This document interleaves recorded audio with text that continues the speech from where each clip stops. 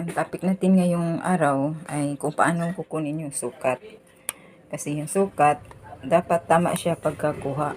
Tapos yung model natin yung dial na lang para madali na i-explain. Sa pagkuha ng sukat, iba-iba yung paraan ng iba. Sa akin, yung paraan ko lang ang ituturo ko sa inyo para yung gabay natin eksakto lang sa gagawin nating mga project.